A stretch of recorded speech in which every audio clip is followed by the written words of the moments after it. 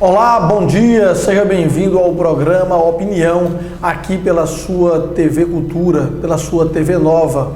É um prazer recebê-lo aqui e poder tê-lo em nossa companhia durante esta segunda-feira. Segunda-feira que é aquele dia bem cultural, né, da nossa expressão, da nossa pura raiz nordestina e pernambucana. Veja só o que eu vou ter hoje aqui, viu? Peço muita inspiração à benigna divindade, para eu contar uma história sob a lente da verdade. Isso aconteceu comigo em uma grande cidade. Sofrendo necessidade, caminhei por vários lados, corri atrás das propostas que li nos classificados, bati em muitos empregos, todos foram me negados. Com os meus sonhos jogados no lixo da frustração, cabisbaixo, lentamente, voltava ao meu barracão, sem ter R$1 no bolso e com o estômago sem pão. Uma dor no coração me convidava a chorar. Eu estava na pior. E ainda para piorar, um bando de meliantes veio para me assaltar, ameaçando atirar na câmera da mente minha, mandaram que eu entregasse a minha grana todinha. Mas não podia dar uma coisa que eu não tinha. É isso aí. Este é o poema A Plantação de Pessoas, do poeta Gênerson Alves. Ele que é jornalista, poeta, escritor, cordelista e presidente da Academia Caruaruense de Literatura de Cordel. Muito bom dia, seja bem-vindo, Gênerson. Bom dia, Rosimael, bom dia a todos os telespectadores e os ouvintes também, né? O programa também passa na Rádio Nova, né? Exatamente. Então é um prazer, né, poder passar esse tempo aqui conversando, falando um pouco da nossa cultura, das nossas expressões artísticas e literárias. Gênerson, vou começar mostrando aqui, ó. A gente tem vários cordéis aqui em mãos do Gênerson, esse com parceria com o Moreira de Acopiara. Moreira de Acopiara, cearense que mora lá em São Paulo, uma expressão realmente da nossa literatura. Peleja virtual, a gente tem aqui Carta a uma Amiga Suicida, Muito Prazer, Foi Assim no Regime Militar, A Diferença entre a Abelha e a Mosca, 8 Dicas de Saúde, O Gato Vaidoso, caindo tudo aqui no chão, deixa pra lá, O Rei, o Velho. A gente tem vários cordéis em mãos. A primeira coisa que eu queria saber, Gênerson, é como é fazer um cordel. É somente sentar, escrever, como é que vem a inspiração e como ele é feito, como é a rima, como é a métrica, como é que um poeta pode ser poeta cordelista? O que é que ele precisa ser, saber e o dom, a sua inspiração, como é que funciona? Muito bem perguntado, Rosimael. Muitas vezes as pessoas pensam que fazer cordel é só começar a escrever textos, às vezes com regionalismo, meio caricato, muitas vezes a gente vê, né? Mas não é isso. A literatura de cordel tem suas exigências.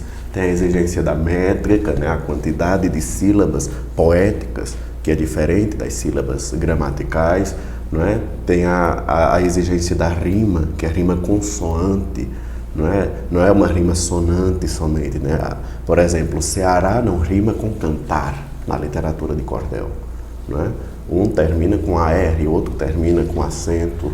Então... Até para explicar bem ao pessoal de casa, lembrar que métrica vem de metro, forma de medir, e quando ele fala aqui dos tipos de rima, né, a sonante que vem do som da voz, aparentemente está correto, mas não está correto na escrita, não. Porque você vai usar, às vezes, tem rimas que terminam todos com palavras proparoxítonas, com palavras oxítonas. Então você vai rimar de acordo com a métrica. E existe também, quando você trata de viola, não sei se isso acontece também no cordel, você tem sextilhas. Exato. Os mesmos gêneros da cantoria são utilizados no cordel: sextilha, septilha, decassílabo, não é? Então, assim, é uma infinidade mesmo, uma riqueza de exigências, de categorias que fazem parte da literatura de cordel. Se não houver isso, Mesmo o texto sendo publicado no estilo de folheto, mesmo tendo uma xilogravura na capa, não pode ser considerado literatura de cordel. E as pessoas às vezes pensam em casa que quem escreve cordel ou quem faz cantoria de viola são pessoas indoutas. Na verdade, precisa de uma cultura. E que cultura? Precisa desenvolver o intelecto, precisa desenvolver a parte acadêmica, além do dom natural, que se não tiver o dom não serve de nada ser um acadêmico na área e não vai saber o que vai botar no papel, né? É verdade. Precisa ter o aspecto técnico e precisa ter o dom, da mesma forma que não basta somente o dom. Tem que ter um estudo, né? O dom precisa ser lapidado. E realmente, assim, o cordel dialoga com as maiores escolas literárias, né? Com o romantismo, com o classicismo. Se a gente pegar, por exemplo, os Lusíadas de Camões, que não é um cordel, né? Poesia popular narrativa impressa, na definição do Dr. Raymond Cantel da Sorbonne, né? Cordel é poesia popular narrativa impressa. Então os Lusíadas se adaptam a isso, né? Se adequa a essa premissa, a essa característica. Tem um poema seu que eu me encanto com ele realmente é belíssimo. Eu poderia pedir para você declamar ele agora, mas eu não vou pedir para você fazer isso, porque a gente já tem ele gravado e a gente vai ver agora as imagens.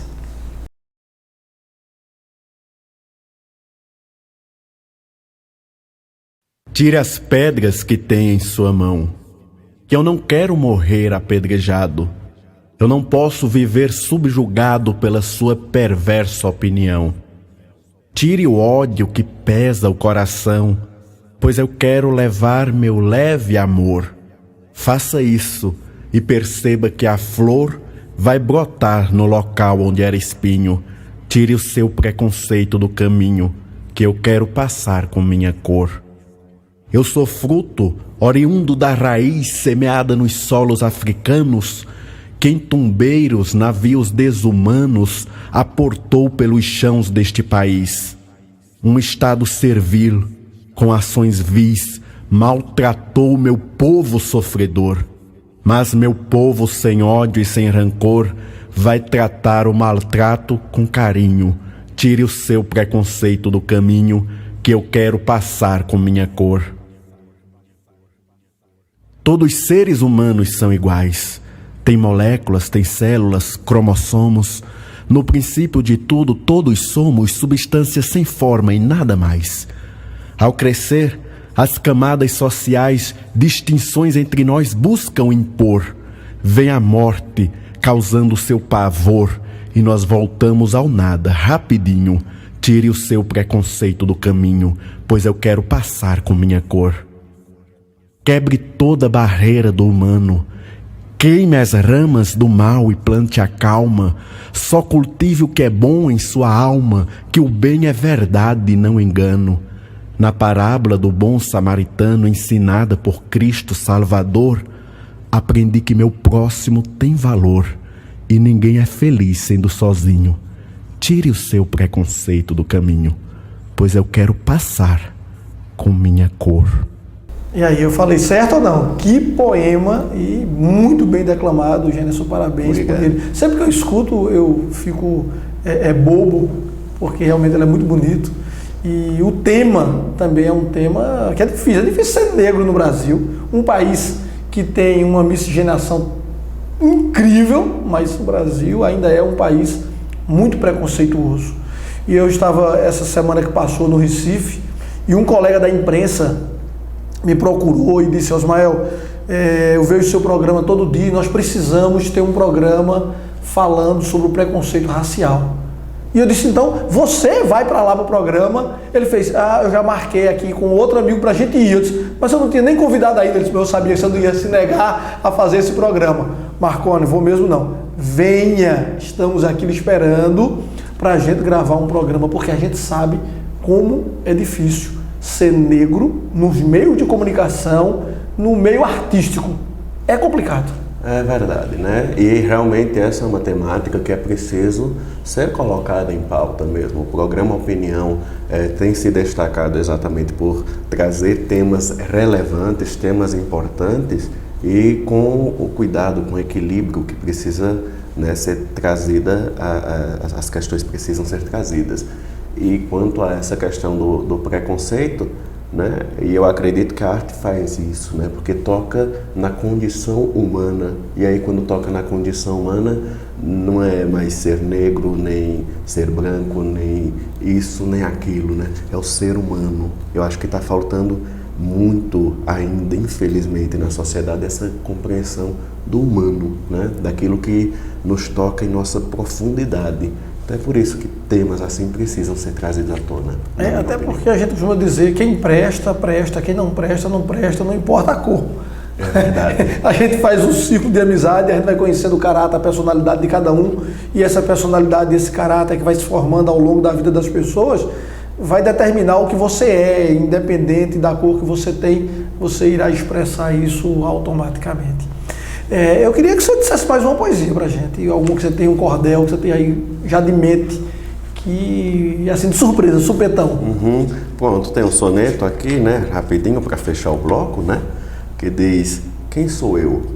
Sou um mártir vagando sem destino, ou sou rumo pro mártir que vagueia? Sou um preso exaltado na cadeia, ou um livre das grades libertino? Sou um mestre na área do ensino, ou discípulo que busca a aula alheia? Sou um grão miserável de areia, ou sou filho adotivo do divino? Sou o pouco que faz a diferença, ou muito que não pensa que pensa? Sou eu mesmo, ou eu mesmo não sou eu? Deus supremo que sonda os corações, sonde as forças das minhas intenções, que eu não sei quem eu sou, mas eu sou teu. Muito bem.